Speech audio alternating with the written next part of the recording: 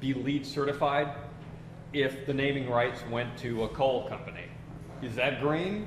I don't know. But these are things that are being evaluated and determined now in a lot of ways. Thank you, sir. After that, vacant land, green jobs.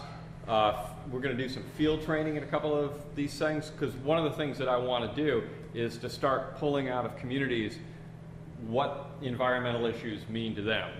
What are the green job needs in the east end of Pittsburgh? How do you really make sure that people are aware of what's going on in all these green initiatives? And then a couple other things, we're going to have making it work citywide, and we're also going to look at an example, just because this is the 10th anniversary of one of the more ill-advised economic development programs, my humble opinion, in our city's recent history, Fifth Forbes. That happened 10 years ago.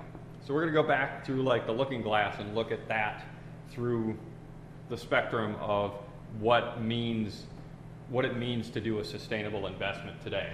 And did that make it? What was it? Fifth Forbes, for folks who aren't aware, was a plan that the mayor at the time, Tom Murphy, had to take what was a thriving central business district in our city and redevelop it, tear all of it down, sell it, but really give it away at a subsidized level to a developer from Chicago who would level the core business district, rebuild a mall that wasn't a mall because it looked just like a central business district like they just tore down. And it was going to bring a new, classier group of consumers because it was going to have Nordstroms. Wasn't a lot of discussion about LEED standard construction at the time. Different world now. And then we're going to do a couple more sessions. I've got sort of open, what else should we cover sessions. We'll do some planning in that. We'll start running some facilitated sessions, so at the end of all this big brain dump, you guys can start thinking about what should come out of this. And sometime around March, we'll do a presentation out to Pittsburgh City Council. We'll also try to work to get, as we did the last time, the Allegheny County House Legislative Delegation and maybe some of the state senators to have a presentation to them. Probably could do something with the county executive, maybe county council. But the idea is to have the opinions that come out of this have a voice and a position that people will pay attention to. Other pieces out of this, we're going to be doing some media stuff. I'll talk to you about DUQ because I've talked to them about maybe last time we ran some programs from the fellowship program, including an hour-long town hall meeting on WQED, and I think we did 3 follow-up hour-long programs on DUQ. That's one of the reasons we're capturing the audio. And that. That close enough?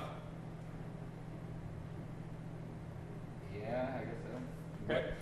One other thing I was just thinking, just as a pure numbers thing, like that does explain and answer a lot of the questions I had, and I don't know, I mean, just in terms of background and stuff, but I was kind of wondering, we talked about your class 2002, and there was, 4 other classes of this program. What, I guess, specifically I was thinking, how many people went through the program for each, or how many people, I guess, total or whatever, and what was each area of focus? Well, probably the best way to find that out is go onto the website, Guyasuta Fellowship. We have the reports from each of the years there through links at the bottom. But it started out small. I mean, the first year, Kahari was saying it was 3 people. I guess with Warner, he couldn't make it because of health reasons. Peduto had targeted 4 people. We ended up having 2 people. The next session, I think we had 4. Looked at issues that had to do with Act 47 when the city was just about to go bankrupt. And the year after that, we took a different look at like how do we start building more equitable means of generating revenue for the region. But then really what we tried to do after that was we opened it up. Where it used to be like 2 or 6 people, what we did was just open it up to as many people who wanted to participate as we could handle.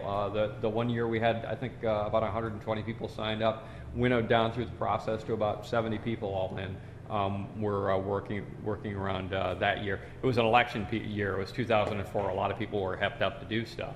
But I'm flexible. I'm a big believer in whoever you get in the room with you, whatever skills you have, you make do. You make work with the people who are willing to suck up and put in the work. You can get different resources, you can find out who else you need to help your cause through partnerships or recruitment, but ultimately what we want to do is be an open door, and the people who come through that door, we want to make sure that they have the ability and are given the knowledge to be able to really do a good job of stating their case on the issue.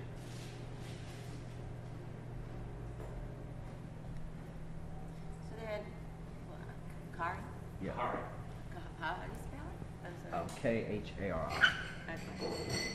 So I assume it's probably key part is learning how to interface with the public policymakers, get their ear, correct?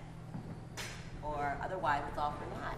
Well, one of the things we're going to do this year, yeah, I mean, we sort of have a built-in advantage in that we have a city councilman who is sponsoring this. But one of the other things we're going to do is tie this to initiatives that help in field outreach. If this is an issue and if you feel strongly about some of the things that you want to see accomplished, what I'll be able to do through partnerships and through training is make sure that we start building a network of folks so that if you say, we want to build X, this is our recommendation, that Pittsburgh City Council should pass legislation that does this, and that the State House and the governor should enable that by passing Y. What I want to do is tie this to partnerships that know how not just to lobby, but to get people to call, to make sure that people send emails. Because right now, a lot of our world is turned by the fact that 45 idiots who happen to listen to a radio show do what I used to do with turkeys out in the farm. You'd stand in front of a flock of turkeys and go, the whole damn flock would come back to you. And basically, a lot of policy is being driven right now by the fact that guys who have millions of listeners can get 45 people in a given congressional district to call during a week. And that's not really a lot of people when you think about it. And amongst us, we probably know twice that many people that we can get called. So that's part of what my goal is this year too, is to make sure that what our recommendations have is some teeth to them. Thank you for your kind services.